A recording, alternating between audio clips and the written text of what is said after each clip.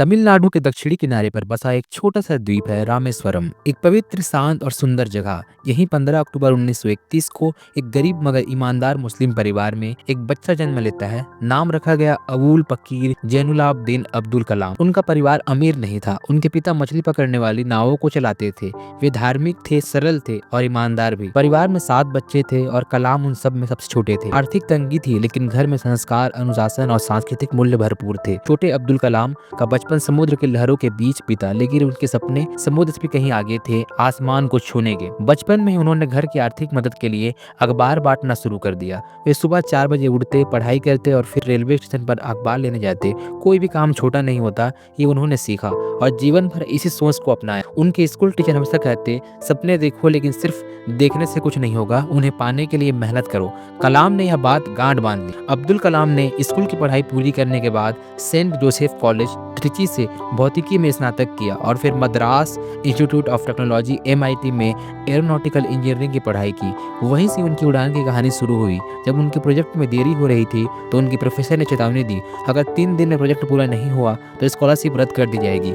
कलाम ने दिन रात एक कर दिया और समय से पहले प्रोजेक्ट पूरा कर दिया। वह दिन उनके जीवन का मोड़ था। 1960 में उन्होंने रक्षा अनुसंधान एवं विकास संगठन DRDO में काम शुरू किया, लेकिन असली पहचान उन्हें मिली इसरो, भारतीय अंतरिक्ष अनुसंधान संगठन में। यहाँ उन्होंने भारत के पहले स्वदेशी उपग्रह प्रक्षेपण यान SLV-3 का नेतृत्व किया, जिसने 1980 में रोहिणी सैटेलाइट को कक्षा में स्थापित किया। यह भारत के लिए ऐतिहासिक क्षण था। उसके बाद उन्होंने DRDO में लौटकर मिसाइल विकास कार्यक्रम की नींव रखी और अग्नि, पृथ्वी, त्रिशूल, आकाश जैसी मिसाइलों को देश को समर्पित किया। इसलिए उन्हें मिला मिसाइल मैन ऑफ इंडिया का गौरव। कलाम हमेशा कहते थे, असफलता केवल यह दिखाती है कि हमने प्रयास किया है, सीखो और दोबारा कोशिश करो। SLV प्रोजेक्ट की पहली उड़ान विफल रही थी, लेकिन उन्होंने हार नहीं मानी। उन्होंने पूरे आत्मविश्वास से दोबारा काम शुरू किया और सफलता पाई। यही जज्बा उन्हें दूसरों से अलग बनाता था। वे कभी हार मानना नहीं जानते थे। 2002 में जब भारत को एक ऐसा राष्ट्रपति चाहिए था जो युवाओं से जुड़े, जो प्रेरणा दे, तब सभी की नजरें अब्दुल कलाम में आकर ठहर गई। वे भारत के 11वें राष्ट्रपति बने। उनके चुनाव को देश भर से भरपूर समर्थन मिला। वे बिना किसी राजनीतिक पृष्ठभूमि के सिर्फ अपनी योग्यता और कर्म के बल पर राष्ट्रपति बने और लोग उन्हें प्यार से कहते थे जनता का राष्ट्रपति। डॉक्टर कलाम कहते थे, अगर आप मेरे साथ 1 घंटा बिताना चाहते हैं तो मैं बच्चों के साथ बिताना चाहूँगा। उन्हें बच्चों से अत्यंत प्रेम था। वे मानते थे कि देश का भविष्य बच्चों में है। उन्होंने हजारों स्कूलों में व्याख्यान दिए, विद्यार्थियों से संवाद किया और उन्हें बड़े सपने देखने की प्रेरणा दी।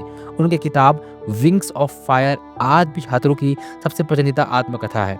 डॉक्टर कलाम सिर्फ वैज्ञानिक नहीं थे, वे दर्शक, लेखक और दर्शन शास्त्री भी थे।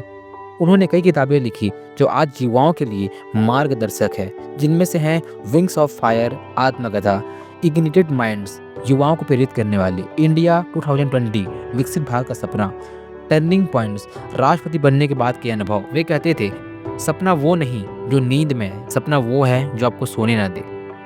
27 जुलाई 2015 वह दिन जब अब्दुल कलाम शिलांग में छात्रों को लेक्चर दे रहे थे। वही मंच पर छात्रों के सामने अपने सबसे पसंदीदा काम को करते हुए उन्हें दिल का दौरा पड़ा और उन्होंने अंतिम सांस ली। वे मंच पर ही गिर पड़े और दुनिया को छोड़ गए, लेकिन उनके विचार, उनके शब्द और उनका जीवन आज भी हर दिल में जीवित है।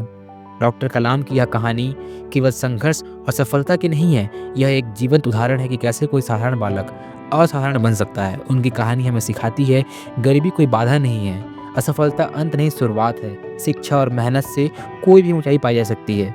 सपने देखो और उन्हें सच करने की हिम्मत रखो। इस देश का हर युवा अगर अपने जीवन का एक उद्देश्य बना ले तो सिर्फ भारत एक देश नहीं रहेगा, एक आदर्श बनेगा। ये बात कही थी डॉक्टर APJ अब्दुल कलाम ने। डॉक्टर APJ अब्दुल कलाम न सिर्फ भारत के गौरव थे, बल्कि हर उस इंसान की प्रेरणा है जो अपने हालातों से लड़कर कुछ बड़ा करना चाहता है। उनका जीवन एक पाठशाला है जहाँ सपने देखना, मेहनत करना, हार न मानना और देश के लिए जीना सिखाया जाता है। वे चले गए, लेकिन उन्होंने अपने पीछे एक ऐसी विरासत छोड़ी है जो हर युवा दिल में जलती एक लौ की तरह है, जो कहती है तुम कर सकते हो, बस कोशिश करो। आई होप ये वीडियो आपको बहुत अच्छी लगी होगी, आपको प्रेरणा मिली होगी इस वीडियो से। अगर आपको वीडियो अच्छी लगी तो वीडियो को लाइक कीजिए। अगर आप चैनल पर पहली बार आए तो चैनल को सब्सक्राइब कीजिए, ताकि आपको इस तरह के और मोटिवेशन वीडियो मिलते रहे। तब तक के लिए टेक केयर, मिलते हैं अगले वीडियो में। Take care, love you all.